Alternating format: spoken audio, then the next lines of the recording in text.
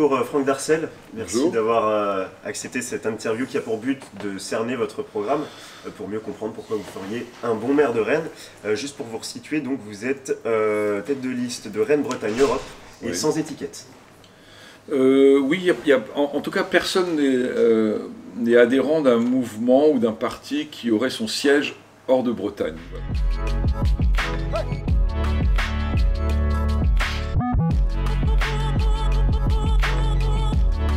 Rennes, c'est un peu ma ville de cœur quand même. Vous savez, c'est les endroits qu'on aime quitter et dans lesquels on aime revenir.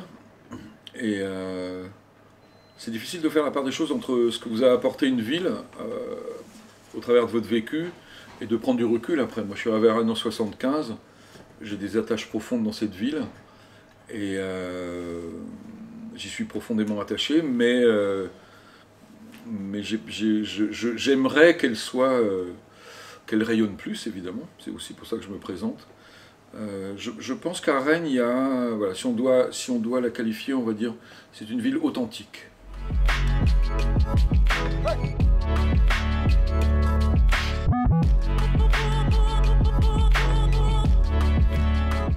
Il me ferait penser au hip-hop quand le hip-hop est arrivé et qu'il a redéfini toutes les règles du jeu au début des années 80. Je pense que notre programme est, oui, dans ce sens, il est hip-hop parce que il change les règles, il prend pas du tout les mêmes, il s'appuie pas sur les mêmes systèmes ou paradigmes que les autres programmes. Il est différent. Et j'ai aimé ça dans le hip-hop au début des années 80, quand tout a été chamboulé. Le punk l'avait fait avant, mais le hip-hop, d'une certaine manière, c'est encore plus profond.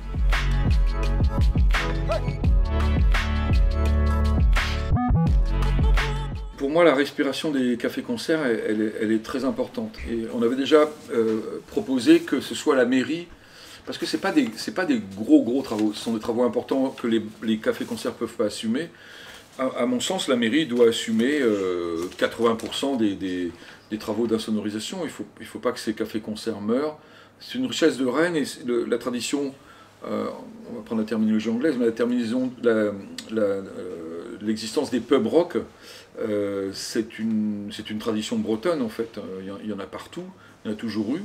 Et maintenant, avec les problèmes de voisinage, c'est en danger. Et là, je crois que c'est aux autorités de relever le gant. D'ailleurs, quand on a proposé, nous, une enveloppe autour de 300 000 € pour aider 7 ou 8 cafés-concerts emblématiques dans Rennes, on a vu après que la ville de Berlin donnait 400 000 € au même moment. Donc ailleurs, on fait attention. Et juste une petite parenthèse, j'ai vécu ailleurs en Europe, je connais bien la péninsule ibérique, et il y a une ville où il y a énormément d'étudiants et de cafés-concerts, etc., qui s'appelle Valence en Espagne, dans laquelle j'ai passé pas mal de soirées. Et là, ils ont fait un boulot, la mairie, incroyable, insonorisation, et des sonos de qualité. Alors ça vient pas de la mairie, mais les bars, mais c'est insonorisé. Et la nuit, alors que c'est une des villes où il y a le plus d'Erasmus en Europe, ça grouille tous les mercredis, jeudis, vendredis soirs. Ça se passe très bien parce que dès qu'on a fermé la porte, bah, le bruit du concert, on ne l'entend plus. Voilà, on est tous capables de faire ça, je pense.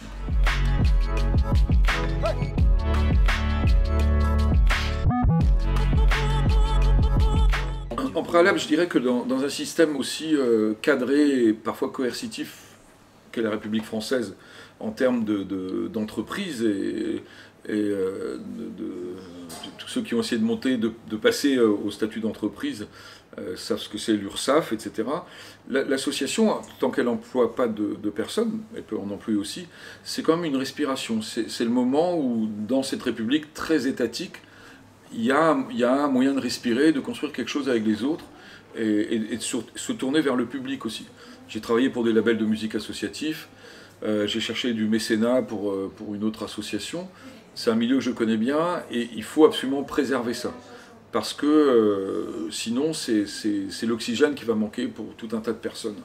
À partir de là, bah, je sais qu'à Rennes, sur un budget de 368 millions l'année dernière, enfin pour 2019, oui, il y a 51 millions qui partent aux associations. Et c'est une somme énorme, et il faut juste qu'elle soit bien... Parce qu'évidemment, cette partie de la société qui a besoin de liberté au travers du statut associatif, elle fait envie aux politiques l'envie de contrôler. Donc il y a eu des tas d'histoires à Rennes et ailleurs, comment le pouvoir politique à un moment va pouvoir contrôler les associations par l'argent qu'elles donnent et par différents moyens. Et évidemment, il faut que les associations soient le plus libres possible. En tant que maire, je m'engagerai à ce qu'il y ait une liberté d'expression totale.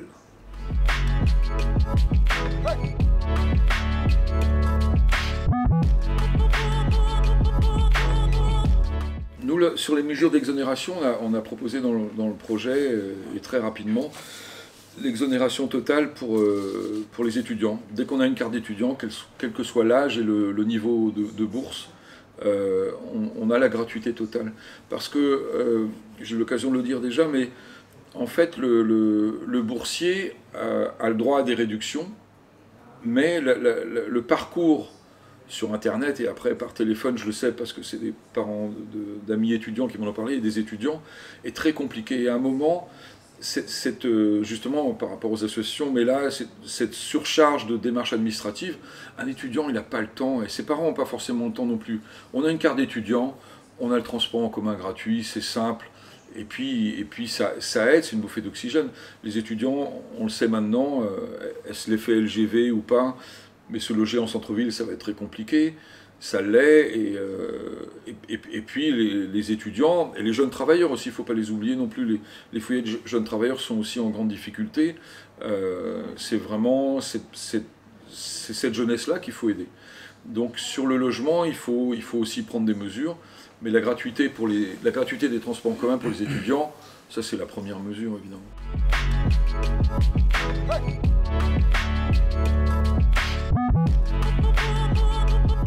Je pense qu'il y a déjà pour les étudiants, il y a différentes cartes qui donnent des possibilités de réduction. Elles existent auprès des transmusicales, mais ailleurs, il y a tout un système d'abonnement. Ce qui aurait été dommage déjà d'une part, si jamais on n'aide pas les cafés-concerts, c'est que l'offre culturelle va se déplacer complètement rive gauche, si je puis me permettre d'utiliser cette détermination géographique. C'est-à-dire que si l'Arvor part effectivement, les cinémas Arvor partent vers la rive gauche, ce qui est prévu.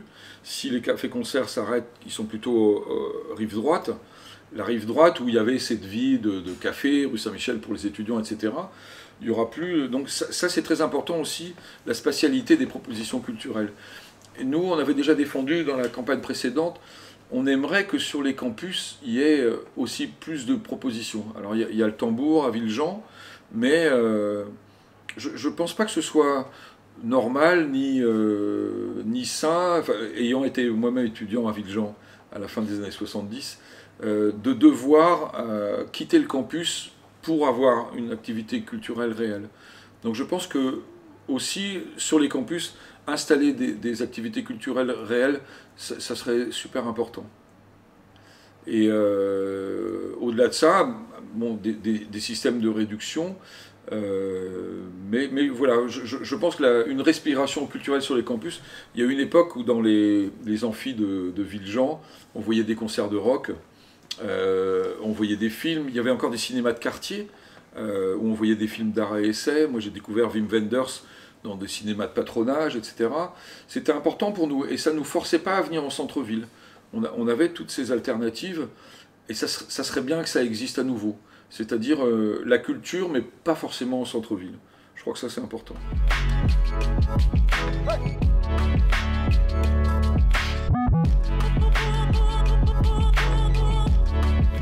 Moi j'ai adhéré à l'association Anticorps il y a 3 mois déjà.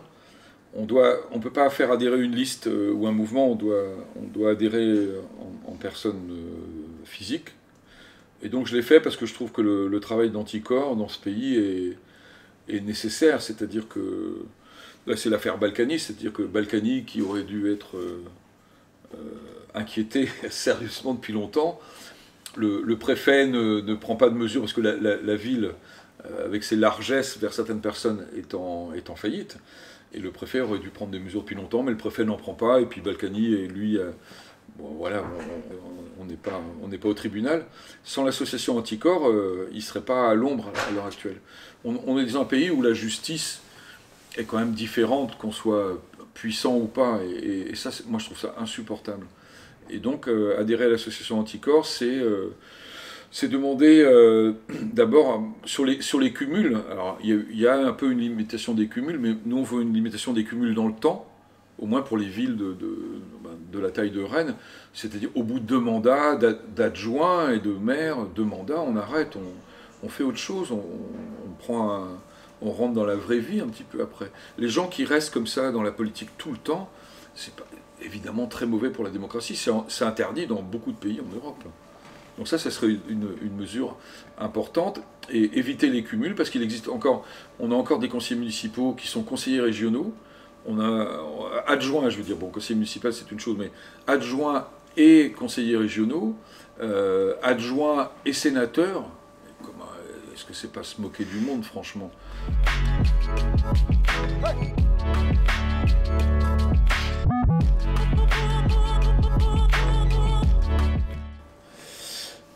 Je vais sans doute froisser certains, mais j'ai l'impression que ça fait un peu partie des gadgets qui permettent de dire qu'on est cool et démocrate, etc.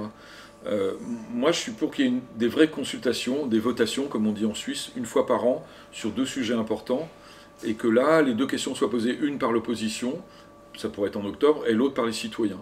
Et là, que d'un coup, on revienne à de la démocratie directe. Le budget participatif, pourquoi pas, mais si on est contrôlé au travers des mesures que propose Anticorps, et qu'il y a cette consultation citoyenne 1 fois par an, normalement, les citoyens reviennent dans le jeu.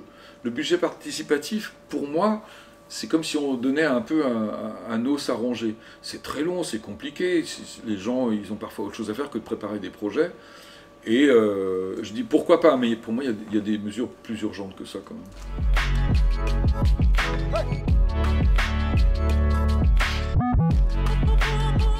Oui, bah, de toute façon, là où j'habite moi, on nous promet la fibre depuis longtemps et on nous dit qu'elle est dans la rue depuis 2 ans, mais que l'immeuble n'est pas éligible, on ne comprend rien, on va sur le site qui est supposé nous distribuer le sésame pour aller super vite, etc. Moi, personnellement, je trouve qu'à l'heure actuelle, la vitesse me va, mais on comprend que c'est un peu erratique, c'est-à-dire que on annonce aux gens que c'est peut-être là, et en fait c'est plus compliqué parce qu'il faudrait que l'immeuble, tout le monde soit... en réalité, je trouve ça trop complexe. Évidemment qu'il faudrait, dans l'idéal, que tous les immeubles de Rennes soient raccordés à la fibre. Après, on a pris position, nous, pour un moratoire sur la 5G, c'est-à-dire qu'à un moment, on comprend que chez soi, c'est important d'aller le plus vite possible, on viendra sur la formation après, mais les progrès comme la 5G dans les ondes, c'est-à-dire pour le portable, nous on se pose vraiment une question. D'abord parce qu'on ne pense pas que les tests d'innocuité par rapport à la santé aient été poussés vraiment à fond. Et deuxièmement, l'idée du progrès à tout prix, qu'on nous explique que si on n'adhère pas à ça et qu'on ne prend pas cet abonnement, on va être un ringard ou pas être moderne, je trouve que c'est trop, quoi.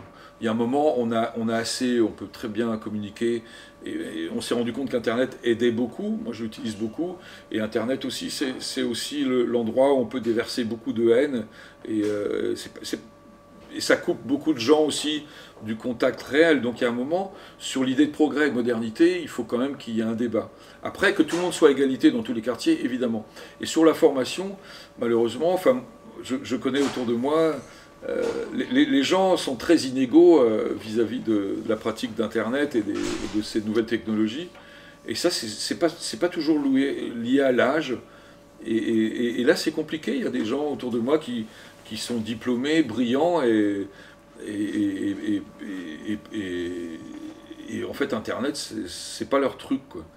Et donc là, je sais pas, il faudrait que les gens expriment vraiment... Je sais qu'il faut aider les anciens... je l'ai fait avec des anciens de ma famille pour qui Internet, ils avaient besoin, parce que maintenant, quand on oblige les gens à remplir la plupart des formalités administratives par Internet, il y a forcément un blocage. Là même, s'inscrire sur la liste des municipales, venir sur Rennes-Bretagne Europe, eh bien, il y a des gens, on va être obligé de les accompagner effectivement, parce que ça les ennuie. Et je vous dis encore une fois, ça ne veut pas dire qu'on est... qu'on n'est pas malin, c'est juste qu'il y a des gens qui... c'est pas quelque chose qui leur correspond. Et donc déjà, il ne faut pas qu'ils en fassent un complexe, ce serait important de leur dire. Il faut aider bien sûr, mais il faut aussi enlever un peu de pouvoir à ce média-là, à cette puissance-là. En tout cas, nous, la 5G, on se pose des questions parce qu'on sait qu'après, ça sera la 6G, que la 5G, nos téléphones, pour certains, ne vont pas être compatibles, donc il va falloir acheter un téléphone. Donc on sait très bien ce qu'il y a derrière. Donc le progrès et la modernité, à ce prix-là, moi, j'y crois pas trop.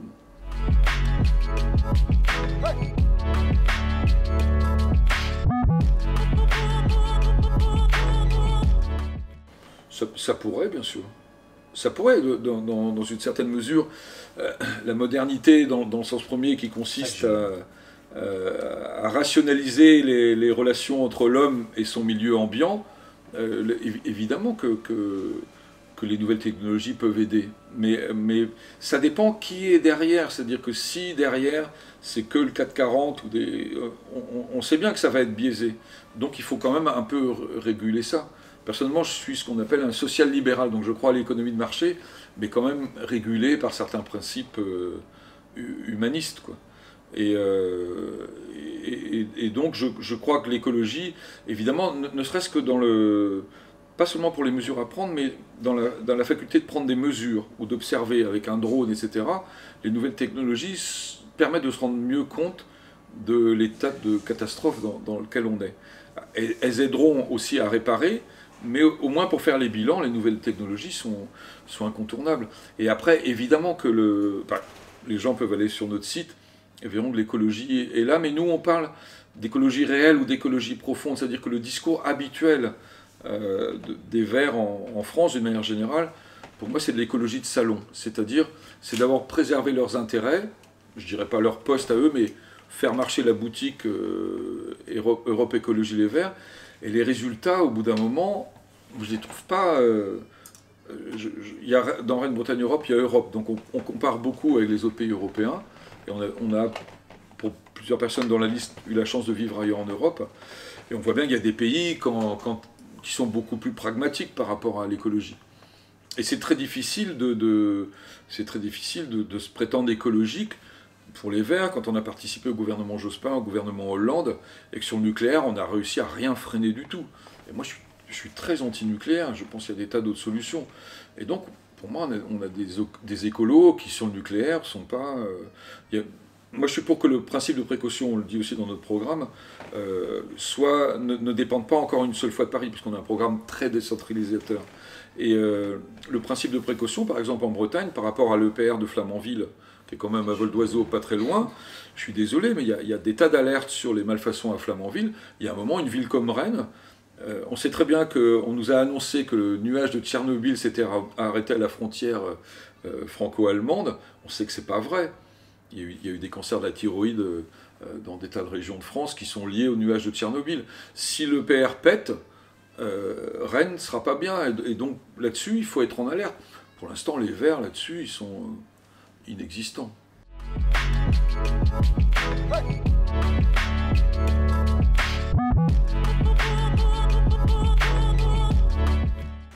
Pour moi, le schéma de transport en commun en site propre, j'ai aucun problème à le dire, parce qu'en 2008, on dénonçait déjà ce métro qui ne sortait pas de la rocade. En 2014, on s'est rendu compte que la ligne B n'allait pas sortir de la rocade non plus. Et puis, les zones de pollution contrôlées par les nouveaux systèmes, on voit que c'est la rocade qui est vraiment... qui émet... et là-dessus, tous les gens qui sont co-responsables du schéma de transport de ce métro qui ne sort pas de la rocade, qui force les gens de la première couronne, la deuxième couronne à prendre leur voiture pour aller dans des parkings relais. De toute façon, quand on construit un transport en commun en site propre, supposé polluer moins, et qu'on l'associe à des grands parkings de voitures, on voit bien que dès le départ, il y a un truc qui ne fonctionne pas. Et donc là, en termes écologiques, déjà, le système de transport ne fonctionne pas. Il faut très vite trouver des relais en tramway, à mon sens, pour partir des terminaux de métro et desservir la première et la deuxième couronne. À partir de là, le fait, sur la dernière mandature, que les Verts ne dénoncent pas vraiment ce système, me paraît complètement ahurissant. Donc il faut agir sur les transports. Et le plan vélo, il est trop léger aussi. On parlait de Valence tout à l'heure. Valence a 80 km de pistes cyclables. Et donc protégées, pas des bandes cyclables comme ici la plupart du temps. Parce qu'on dit souvent, oui, les villes du Nord, évidemment, le Danemark, c'est fait pour le vélo, etc. Et c'est formidable. Il faut voir aussi qu'en Italie, à Udine, dans l'Italie du Nord, il y a des villes qui sont tellement en avance sur Rennes.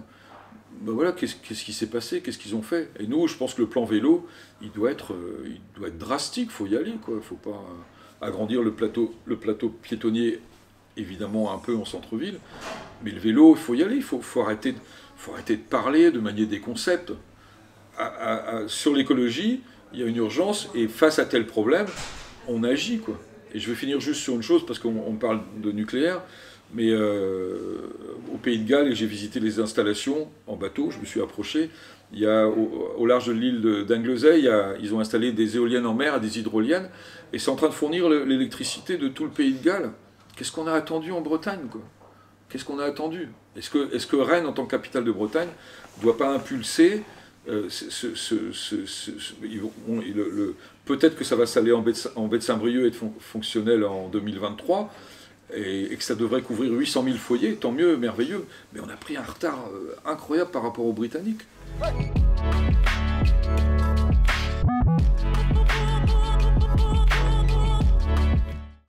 Oui, écoutez,